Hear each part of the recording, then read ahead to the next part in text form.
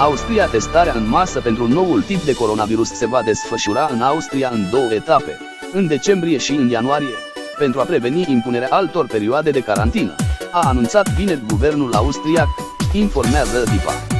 Câteva minute de testare pot preveni mai multe săptămâni de carantină pentru întreaga țară, a declarat cancelarul austriac Sebastian Kurz, potrivit unui comunicat.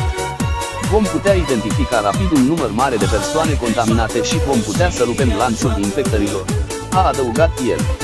7 milioane de teste antigen care permit aflarea rezultatului în câteva minute au fost comandate de Austria, țară cu 8,9 milioane de locuitori. Testarea va începe cu profesorii și educatorii, pe 5 și 6 decembrie, când în Austria ar urma să se încheie a doua perioadă de carantină. Apoi vor fi testați ofițerii de poliție, după care va urma o fază de testare voluntară a întregii populații, sursa Ager Press. Germania.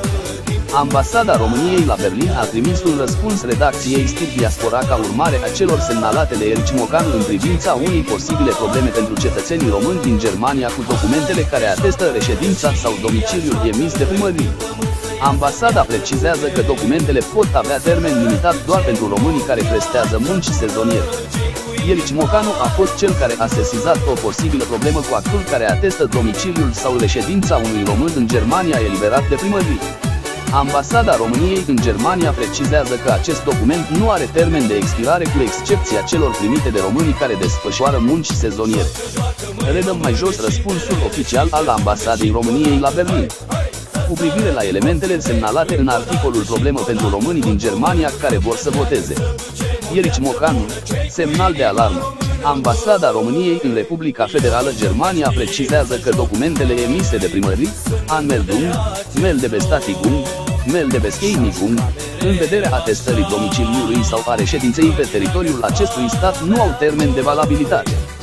Totodată, misiunea diplomatică precizează că, în conformitate cu prevederile legislației germane, cetățenii Uniunii Europene au obligația de a se înregistra pe lângă autoritățile locale în cel mult 2 săptămâni de la stabilirea reședinței domiciliului pe teritoriul Germaniei.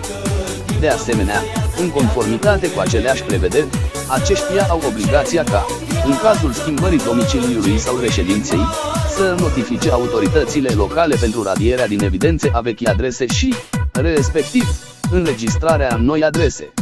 Totodată, misiunea diplomatică precizează că autoritățile germane, primăriile, pot emite și documente cu valabilitate limitată care atestă reședința, acestea fiind emise în mod excepțional pentru persoanele care prestează munci sezoniere, durata de valabilitate acoperind, în general, durata contractului.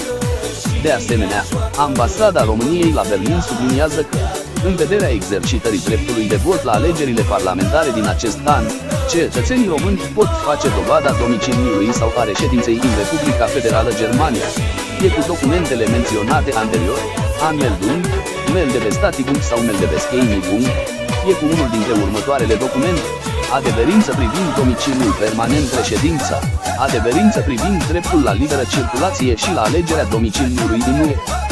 Permis de muncă, numai pentru persoanele care dețin și cetățenia germană.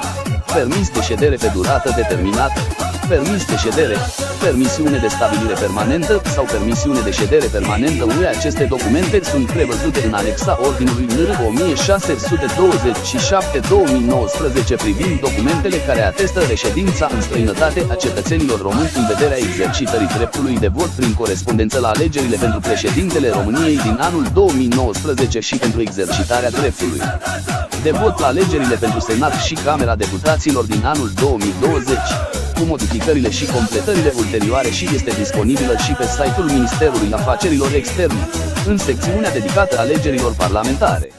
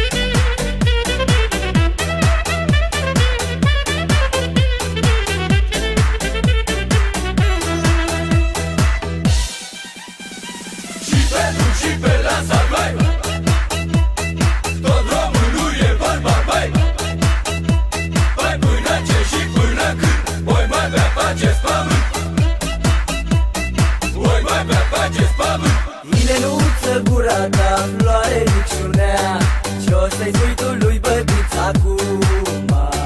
De la crâșmă nu mai treci, nu te mai petreci, nu te lasă mândra să mai pleci.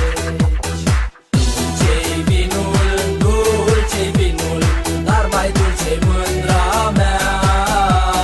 Dulce-i vinul, dulce-i vinul, dar mai dulce-i dragostea. Dulce-i vinul, dulce-i vinul, dar mai dulce-i mândra mea. Dulce-i vinul, dulce-i vinul, dar mai dulce-i dragostea.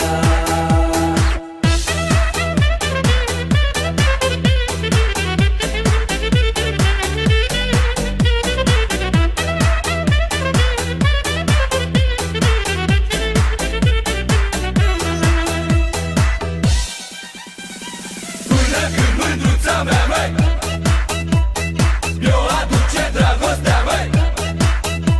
Păi noi mai bea vin din ulcior, ca să fiu mândru ficior,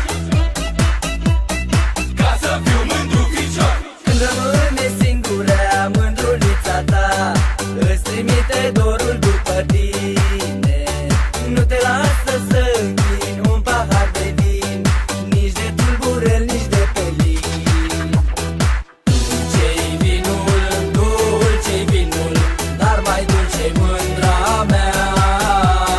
Dulce-i vinul, dulce-i vinul, dar mai dulce-i dragostea. Dulce-i vinul, dulce-i vinul, dar mai dulce-i mândra mea. Dulce-i vinul, dulce-i vinul, dar mai dulce-i dragostea.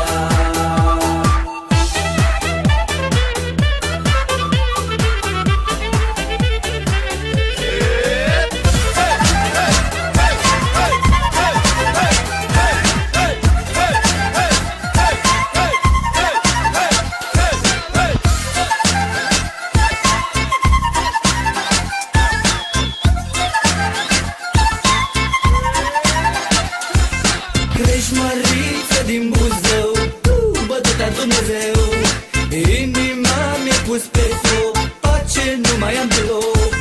Mi-ai dat ierburi în pelin și farmece vin, mi-ai umplut ucelele, zău, dorule, zău, să mănânce zilele, zău, dorule, zău. Mi-ai umplut ucelele, zău, dorule, zău, să mănânce zilele, zău, dorule, zău. În fiecare seară te gândești la ea, mândra de departe o vei aștepta. O viață, o aștepți cu tot, să vină ea la tine, să vină în prizor, încotro, atunci tot la ea te duci. Mândra, nu t-o mai dorești, ești îndrăgostit, nu știi ce ai pățit, pare, mândra o iubești. Încotro s-a apuc,